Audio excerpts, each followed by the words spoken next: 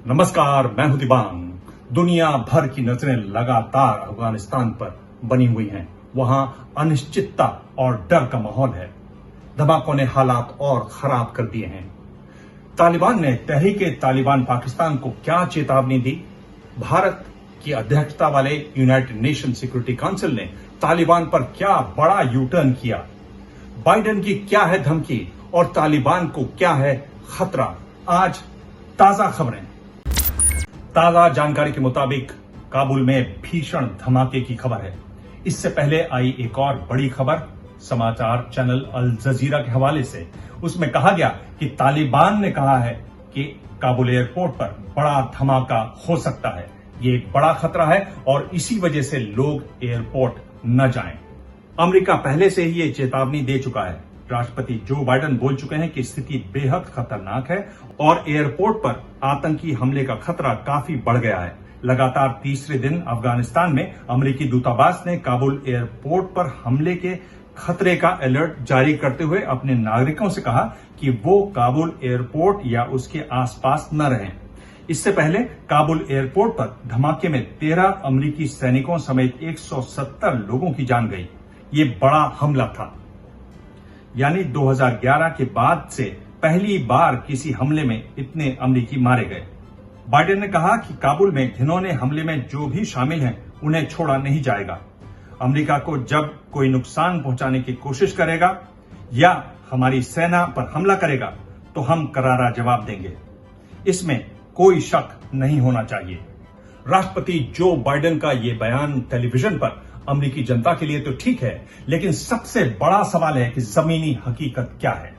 सबसे बड़ी आशंका इस वक्त है कि अफगानिस्तान एक बार फिर जिहादियों और टेररिस्ट का हब बन जाएगा और इस बार लड़ाई में अमेरिका को बिना एसेट्स और बिना भरोसेमंद साथी के लड़ना होगा। उसे तालिबान पर भरोसा करना होगा जिससे वो 2 दशकों तक लड़ चुका है। अमेरिकी सैनिकों की गैर मौजूदगी में तालिबान कहां तक ट्रंप एडमिनिस्ट्रेशन को किए गए वादे निभाएगा, इसका अनुमान लगाना मुश्किल नहीं है। अफगानिस्तान में जिहादी संगठनों में रिश्ते छुपे और बनते बिगड़ते रहते हैं। मसलन तालिबान कह चुका है कि वो ISIS-K से लड़ेगा, लेकिन उसके एक सहयोगी हक्कानी नेटवर्क के ISIS-K से संबंध बताए जाते हैं। तालिबान ने हक्कानी नेटवर्क को काबुल एयरपोर्ट की सुरक्षा की जिम्मेदारी दी है। ऐसे में क्या दूर से सिर्फ आधुनिकतम हथियारों के सहारे अमेरिका ये लड़ाई लड़ पाएगा? जवाब ये बहुत मुश्किल है। वो पाकिस्तान पर भी भरोसा नहीं कर सकता और जिस तरह उसकी खुफिया एजेंसियां अफगान सेना की तेजी से हुई हार को भांप नहीं सकी, उससे साफ पता चलता है कि अमेरिका के लिए आने वाले सालों में ये बहुत बड़ी चुनौती होने वाली है। और आज काबुल में हुए धमाकों से ये बात साफ होती है कि आने वाले दिनों में भी ऐसे और बड़े धमाके होते रहेंगे।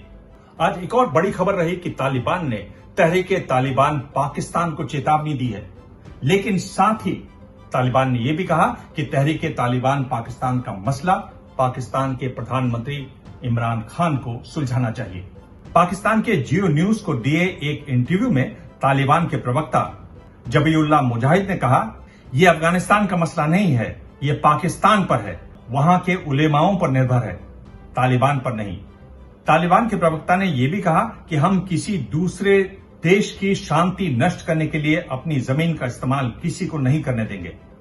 अगर तहरीक-ए-तालिबान पाकिस्तान तालिबान को अपना नेता मानता है तो उसे हमारी बातें सुननी होंगी, चाहे वो उसे पसंद हो या नहीं। इससे पहले तालिबान के प्रवक्ता मुजाहिद ने पाकिस्तान के एयरवाई न्यूज टीवी को बताया कि पाकिस्तान तालिबान का दूसरा घर है और वो अपने घर के खिलाफ कुछ नहीं होने देंगे। तालिबान के प्रवक्ता ने कहा कि ISIS की अफगानिस्तान में मौजूदगी नहीं है। चीन समेत दुनिया के कई देश इस दावे को संदेह की नजर से देखते हैं। तालिबान के प्रवक्ता ने यह भी कहा कि पाकिस्तान और भारत को बैठकर अपने पुराने सभी मामलों का हल ढूंढना चाहिए, क्योंकि दोनों देश एक दूसरे के पड़ोसी हैं और दोनों के हित एक दूसरे से जुड़े हुए हैं।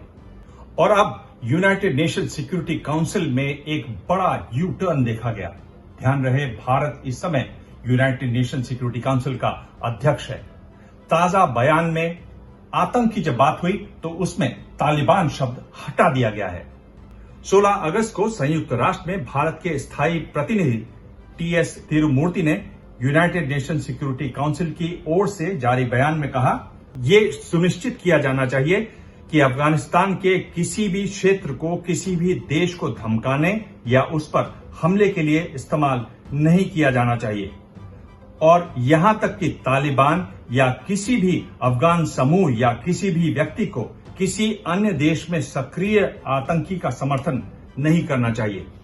काबुल एयरपोर्ट पर धमाकों के एक दिन बाद 27 अगस्त को यूएनएससी ने एक बार फिर परिषद की ओर से बयान जारी किया गया। इसमें हमले की निंदा की गई, लेकिन इसमें तालिबान का कहीं कोई जिक्र नहीं है। इस पर पूर्व विदेश सचिव कमल सिब्बल ने कहा कि अमेरिका टी की प्रशंसा कर रहा है, जिसने नैतिक रूप से उसे चकमा दिया। जाहिर है टी से मतलब यहां तालिबान का है, यानी जितनी चीजें बदल रही हैं उतनी ही जस की तस भी हैं। अफगानिस्तान पर लगातार मेरी नजर बनी हुई है। आप भी इस बारे में अपनी राय कमेंट बॉक्स में जरूर लिखें। मैं आपकी राय पढ़ता हूं, उसके जवाब भी देता हूं, वो भी देखिएगा। आप चाहें तो मुझे ट्वीट कर सकते हैं। मेरा हैंडल है @dibang DIBANG।